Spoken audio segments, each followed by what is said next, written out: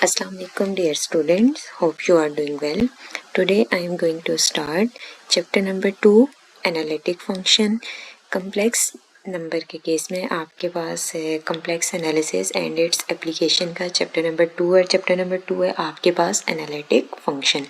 सबसे पहले हम डिफाइन करते हैं, इस चीज़ को समझते हैं कि आपके पास जो एनालिटिक फंक्शन है वो आपके पास कौन से फंक्शन होते हैं। तो हमारे पास क्या होता है कि an analytic function is a function that can be represented locally by a convergent power series. अब आपके पास जो एनालिटिक फंक्शन होते हैं, अब हमारे पास क्या है कि analytic function is a function that can be represented locally by a convergent power series. Formally, a function f of z is analytic at a point z naught if there exists a radius r greater than 0 such that for all z with mod of z minus z naught less than r, f of z is equal to summation n is equal to 0 to infinity an z minus z naught whole power n where the series convergent to f of z. आपके पास simply analytic function क्या होता है कि analytic function हमारे पास क्या होता है कि is infinitely differentiable, has a power series expansion, behave smoothly.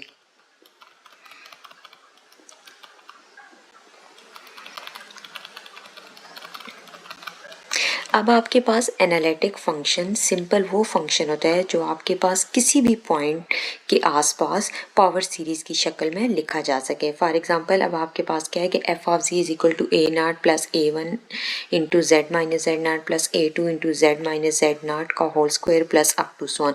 तो आपके पास सिंपल इस फंक्शन को आपने डिफाइन किया था कि like F of G is equal to A N Z minus Z naught whole power N. तो आपके पास एनालिटिक फंक्शन क्या होता है कि वो खास पॉइंट वो आपके पास क्या होता है कि जेड नाट आपके पास a1 a2 a3 आपके पास क्या होते हैं कांस्टेंट होते हैं, और फंक्शन जो होता है कि आपके पास पावर सीरीज की शेप में आपके पास लिखा जा सके। तो एनालिटिक फंक्शन आपके पास ऐसा फंक्शन होता है जो आपके पास फंक्शन जो है कि वो कन्वर्जेंट हो, लाइक स्मूथ हो। आपके पास डेरिवेटिव जब उसका लिया जाए तो आपके पास उसका करेक्ट डेरिवेटिव है, और आपके पास इनफाइनाइटली डिफरेंशिएबल फंक्शन हो। कुछ केसेस में आपके पास फॉर एग्जांपल पोलिनोमियल फंक्शन के केस में आपके पास जो गिवन फंक्शन होता है वो आपके पास एनालिटिक होता है, उसको आप पावर सीरीज में लिख सकते हैं अगर आपके पास सेकंड डिग्री पोलिनोमियल है।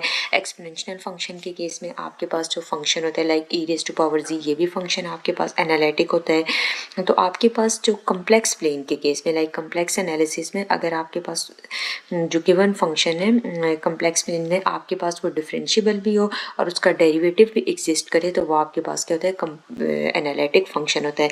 तो यहाँ पर हम एनालिटिक फंक्शन को स्टडी करेंगे इन कम्प्लेक्स प्लेन में। तो आपके पास ऐसा फंक्शन जो अपने मतलब कि आपके पास टेलर सीरीज में एक्सपेंड हो सके तो वो आपके पास कौन सा फंक्शन कहलाता है, एनालिटिक फंक्शन कहलाता है।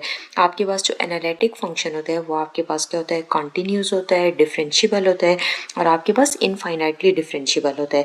लेकिन आपके पास हर जो डिफरेंशिएबल आपके पास फंक्शन होता है आपके पास वो क्या होता है एनालिटिक नहीं होता। अब आपके पास क्या है कि हर एनालिटिक फंक्शन, इस बात को आपने माइंड में रखना है, हर एनालिटिक फंक्शन जो होता है वो आपके पास कॉन्टिन्यूस होता है, डिफरेंशिएबल होता है, इनफाइनाइटली डिफरेंशिएबल होता है। लेकिन आपके पास जो एवरी डिफरेंशिएबल फंक्शन जो होता है आपके पास जो हर डिफरेंशिएबल फंक्शन जो होता है वो आपके पास एनालिटिक नहीं होता। हर एनालिटिक फंक्शन जो होता है वो आपके पास क्या होता है डिफरेंशिएबल नहीं होता। तो नेक्स्ट है आपके पास के फॉर एग्जांपल कम्प्लेक्स फंक्शन के केस में एनालिटिक होने के लिए आपके पास ये पॉइंट होता है कि आपके पास जो कॉशी रीमान इक्वेशन है वो आपके पास सेटिस्फाइड करे। आप किसी भी फंक्शन के एनालिटिक फंक्शन होने को आप क्या करते हैं कि उसको कॉशी रीमान इक्वेशन से भी चेक कर सकते हैं। लाइक आपके पास उसमें रियल और इमेजिनरी पार्ट में आपके पास जो फंक्शन है उसको अगर लिख सकते हैं तो आपके पास एनालिटिक होने के लिए ये ज़रूरी है।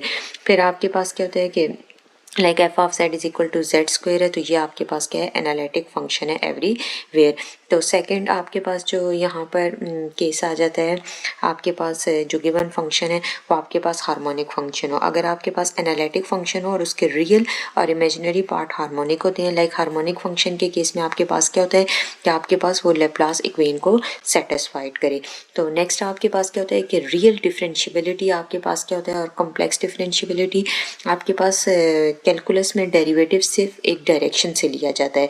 आपके पास जो रियल डिफरेंशिएशन होता है तो आपके पास इन कैलकुलस आपके पास जो डेरिवेटिव लिया जाता है वो आपके पास एक डायरेक्शन से लिया जाता है, और आपके पास कम्प्लेक्स जो आपके पास डिफरेंशियबिलिटी होती है या कम्प्लेक्स जो डिफरेंशिएशन होता है उसमें आपके पास क्या होता है कि इनफाइनाइट डायरेक्शन में होता है, तो डेरिवेटिव हर डायरेक्शन से सेम आना चाहिए।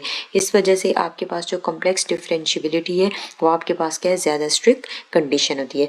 तो आपके पास अगर जो फंक्शन है वो एक बार कम्प्लेक्स डिफरेंशियबल हो जाए तो आपके पास इनफाइनाइट डिफरेंशियबल होता है।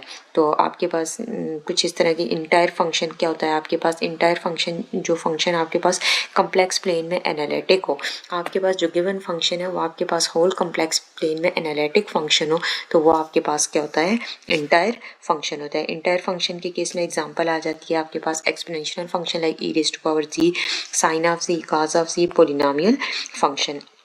तो सिंपल आपके पास डेफिनेशन क्या आ जाती है, a function F of Z is said to be analytic at a point if it is differentiable in a neighbourhood of that point.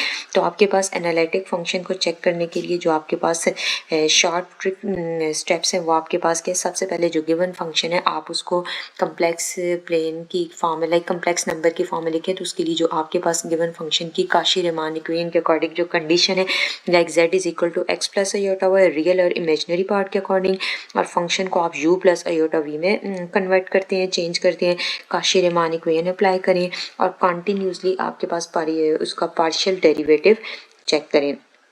Thank you so much.